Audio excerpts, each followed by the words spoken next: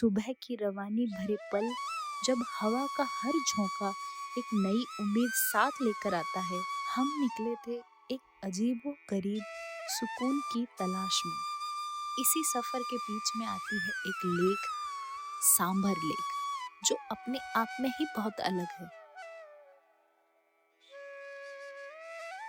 जोधपुर की तरफ जाते वक्त ट्रेन का सफर बहुत ही मनमोहक होता है। बारिश की बूंदों के साथ हम भी जोधपुर पहुंच गए। जोधपुर एक शहर नहीं, एक जीवन की किताब है, जिसके हर पन्ने पर राजपूताना की बहादुरी, संस्कृति की सुगंध और इंसानियत की महक लिखी है। जोधपुर के दिल से थोड़ा सा दूर पहाड़ों की गोद में बसा हुआ संतोषी माँ टेम्पल। यहाँ पहुँचने के लिए जोधपुर सिटी से गाड़ी या ऑटो लिया जा सकता है। रास्ते में चढ़ाई, मोड़ पर हर मोड़ पर एक अजीब सी खुशी मिलेगी। एंट्री से एक रिच, सीरीन, डिवाइन फील, जैसा कोई पुराने मंदिर की घंटी सीधे दिल के अंदर बजती हो।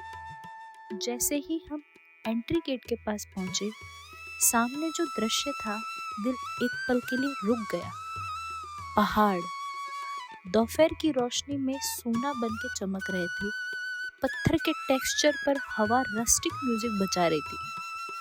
हर पेड़ का पत्ता जैसे माँ संतोषी की कहानी गा रहा था।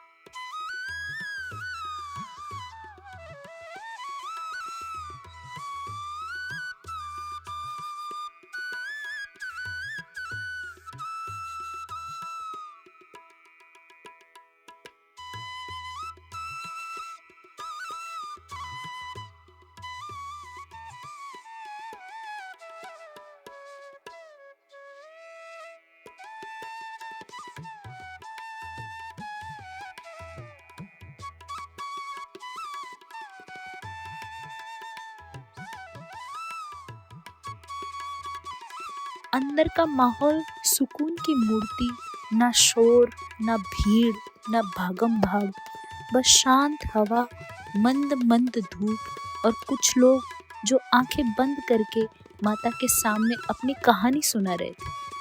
वहाँ की हवा आंखों में नमी पर दिल में गरम रोशनी भर देती, जैसे किसी ने कंधे पर हाथ रखकर कहा हो, सब ठीक हो जाएगा, बस विश्वास रखो।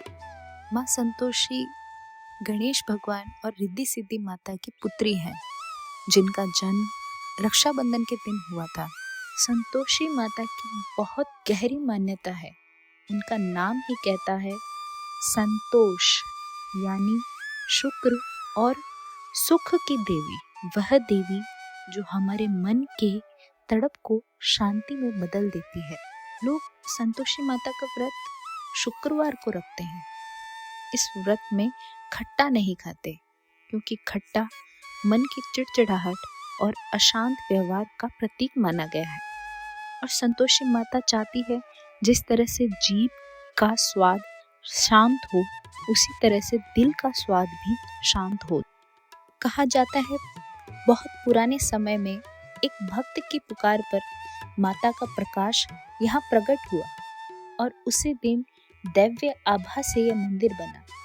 तब से लेकर आज तक जितने लोग यहाँ आए, सबके विचार, नजरिया और जीवन का रास्ता बदल गया।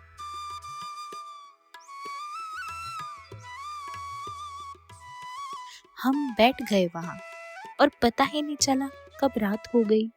आसमान पर तारों की बारात और मंदिर की देसी लाइटिंग पहाड़ों पर ऐसे चमक रही थी, जैसे सोने की रेशम के धागे से किसी ने जरोजरी का काम किया हो। मंदिर के बाहर एक मन्नत का पेड़ है, जहाँ लोग डोरी बांधते हैं और कहते हैं, बस विश्वास रखो, इच्छा जरूर पूरी होती है। और यहीं पर एक ही परिसर में माँ वैष्णो, कृष्णा राधा, चमत्कारी बालाजी, गणेश भगवान और माँ अन्नपूर्णा का मंदिर भी है। एक जगह पर अनेक रूप, एक आस्था पर अनंत कृपा। यहाँ आकर लगता है मन की हर कमी पूरी हो सकती है, बस एक बार दिल से पुकारो।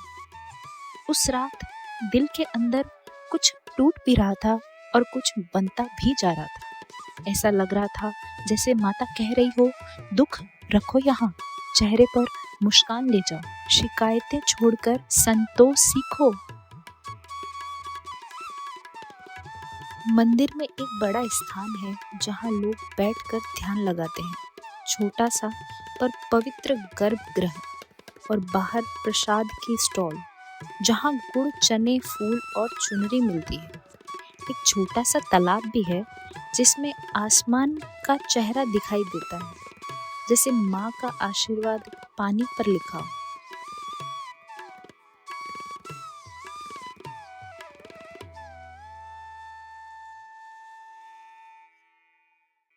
गुड़, चने का प्रसाद जो माता को सबसे प्रिय है, चुनरी, कोकोनट, अगरबत्ती, सब कुछ एक सुकून से भरी व्यवस्था के साथ वहां पर थी।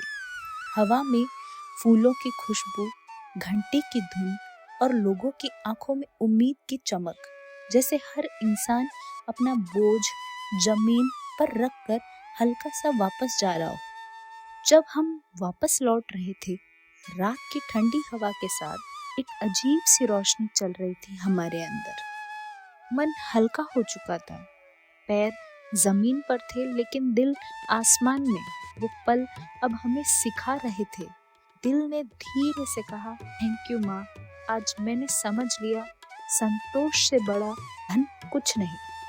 अगर कभी जिंदगी भारी लगने लगे, अगर मन उलझ जाए, अगर शोर सब कुछ चुप कर दे, एक बार संतोषी माता के पास जरूर जाना। शायद जवाब वही मिले जो तुम पूरी जिंदगी ढूंढ रहे हो। जय संतोषी माँ।